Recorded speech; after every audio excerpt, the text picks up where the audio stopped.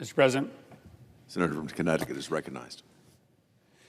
Mr. President, the difference between Democrats and Republicans is that Republicans have learned nothing from decades of American hubris in the Middle East, believing that U.S. troops, U.S. planes, U.S. guns, and U.S. bombs could fundamentally change realities in a far-off land. Democrats have learned our lesson. We watched as thousands of American soldiers died in Iraq, in Afghanistan. We listened to Donald Rumsfeld say that the Iraq war would be over in 5 days, 5 weeks, maybe 5 months. It created an insurgency inside the Middle East that we are still dealing with today. 20 years in Afghanistan. A mismanaged war from the start. The Taliban is back in charge. We ran planes over Libya to release the people from captivity imposed upon them by Gaddafi, only to unleash a new civil war that killed thousands upon thousands. It is amazing to me that my Republican colleagues refuse to learn lessons. It is amazing to me that my Republican colleagues refuse to listen to the American people who do not want American soldiers and American lives and their taxpayer dollars wasted on endeavors in the Middle East that are going to make things worse, not better. I heard my friend Senator Graham in his analysis of the Ayatollah. I agree with him. But not everything is World War II. Not every effort at regime change works. In fact, regrettably, World War II and our operations against Hitler are the exception, not the norm. Whether it be in Vietnam or Iraq or Afghanistan or Syria or Libya, over and over again, trillions of dollars in American taxpayer money has been spent to try to create regime change, and we have been frustrated and denied in those efforts, and we have lost lives in that process. When are we going to learn? And as to the message that we are sending the Iranian people, I was in the briefing with my Republican colleagues. I don't think any of us left that briefing believing that the American military was going to ride to the rescue of the Iranian people when they arrived in the streets to protest for freedom. You can't support a people's revolution from the air.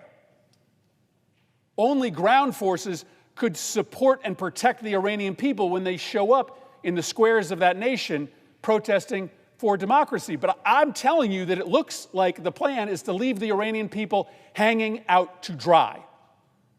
Because if all we are doing is dropping bombs on targeted sites inside Iran, if we are not actually involved in regime change, and by the way, we have been told over and over again by this administration that we are not going to quibble over who runs Iran next, even if it ends up being a hardline government, then we are goading the Iranian people out onto the streets with the implicit promise that we will be there with them, but the decision made behind closed doors that we will not. 6 Americans have already died for an illegal war that no one in this country wants. 900 to 1,000 people in the region have died. U.S. embassies all over the region are under attack. Thousands of Shia Muslims in Pakistan right now are protesting, a Shia insurgency targeting the United States in the works. Iranian missile and drone attacks have hit targets as far away as Cyprus. Oil prices up by 9%. Gasoline prices, their largest one-day increase in 20 years. Natural gas prices up 45%. The region is in chaos. American consumers are paying the price. And for what? We still don't even know the reason for this war. Half the administration is out there saying, well, Israel pulled us in. I hear my friend Senator Graham saying that this was a war of choice, but half the administration is saying it wasn't, saying that Iran was going to attack, and the only reason that we got involved was because Israel was going to attack, and the only reason we got involved was because we feared the blowback from Iran. We were dragged into the war by Bibi Netanyahu. Others, like Senator Graham, and sometimes President Trump, say, no, America decided on our own to enter this war, but then for what? Are we engaged in regime change or not? If you aren't engaged in regime change, why did you take out the Ayatollah and all of those who are surrounding him? That clearly is a signal you want regime change. Are we going after their nuclear program or not? We all know that air power alone cannot eliminate their nuclear capacity. And if the goal is not regime change, and we accept that new hardline leadership is going to take over in Iran, then that is a recipe for perpetual war.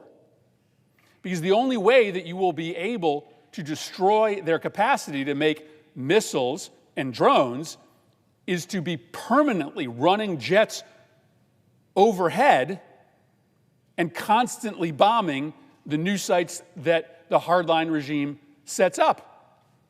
That's endless war. That's trillions of dollars.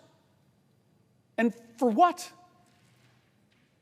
If at the end of this engagement there is harder line leadership in charge of Iran than at the beginning, then why do we do it? If at the end of this process, because we won't go in with ground forces, the nuclear program still exists, why did we do it?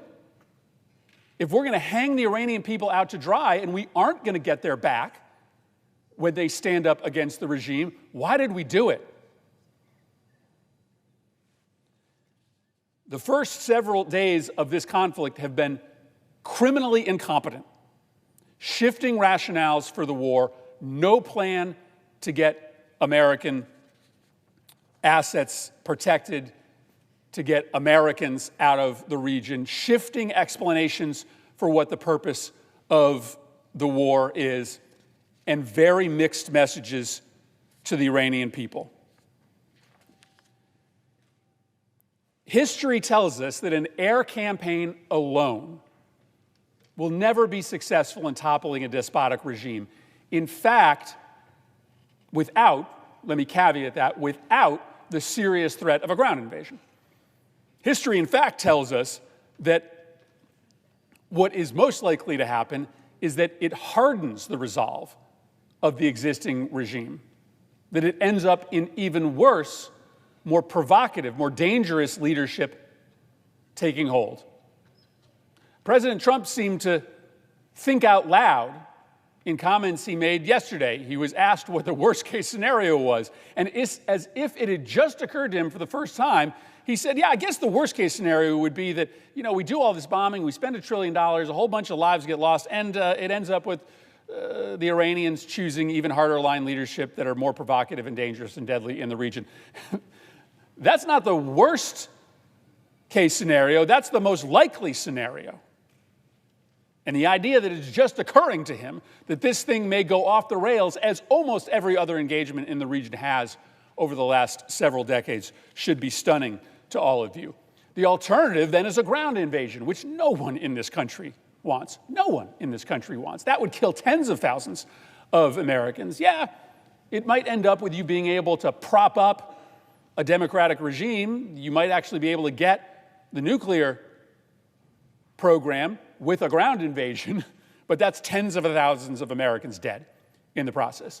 Air campaign, proven to be ineffective to carry out the goals that have been articulated by the administration. Ground invasion, deadly, impossible to rally the American people around. This is a no-win strategy. It's a no-win strategy. And the cost to the American people is substantial. Higher prices,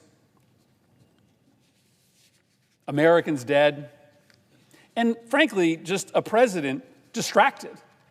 A president who seems to care more about running Venezuela and dropping bombs on Iran than he does care about the American people. So I know many of my Republican colleagues, including the last speaker, have been historically incredibly optimistic about the difference that the American military can make in the Middle East, with zero evidence of that to be the case. President Trump was elected in part because he promised he wasn't going to get the United States involved in another Middle Eastern war. People took him seriously. And now he's gotten us involved in the most significant new conflict in the region in decades. Let me say one final thing. I'm supportive of Senator Kane's resolution, but it is not an authorization of military force. Our most sacred obligation as a Congress is to authorize war. And a president is prohibited by the Constitution and by the statutes of the United States from entering war without that authorization. I am glad we are having this debate, but it is not a substitute for an authorization of military force. Even if it fails, that does not give the president legal permission to carry out this endeavor. Senator Graham held up a poster in which he showed that there were 130 different occasions in which various presidents of the United States have engaged in military actions overseas without the consent of Congress. That is true, but that doesn't mean that it's legal or constitutional. If your neighbor breaks into your house 130 times in a row, that doesn't mean that it's suddenly permissible by law. In fact, the outrage gets more acute and more serious as the brazen lawlessness and unconstitutional actions of an administration get more regular. We need to authorize this war. I frankly believe that we shouldn't proceed with other business until we get a commitment to have a debate on an authorization of military force. I don't think it would pass. I think it's easier for some of our colleagues to come up with some procedural justification to vote against a war powers resolution than it is to put their name on a proactive declaration of war. So I want that debate. I think the Senate has to demand that debate. I think our legacy will be soured as a body if we let this, the most significant military action in the Middle East since the Iraq War, persist without using whatever leverage we have to have a debate on this floor. It is really hard to, I'll wrap up. I know I have colleagues on the floor who want to speak. It's really hard to encapsulate in one speech how dangerous, how inane, how illegal, how ill-planned this war with Iran is, especially just after the first few days. We are likely going to end up with a worse Iranian regime at the end. We're telling the Iranian people to rise up on the streets, but we have no plan to support them if they do. We cannot win an air campaign alone, take out their nuclear program. It's buried underground. We cannot, with an air campaign, take out their missile and drone program unless we're basically ready to bomb Iran permanently. That's a $1 trillion war that lasts years. We aren't prepared to do the thing that would end the regime and take out their nuclear program, a ground invasion, because, of course, the cost of that would be thousands of American lives. So worse people take over in the end than the Ayatollah. We don't end their nuclear program. We don't end their weapons program. We leave the Iranian people out to dry. And at what cost?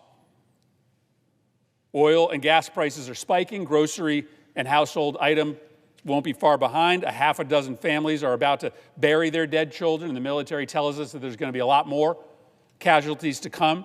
This war is going to cost trillions of dollars. That means no money to lower your health care premiums, no money to fix your kid's school, because all the money is going to go to billion-dollar defense companies who profit off of endless war.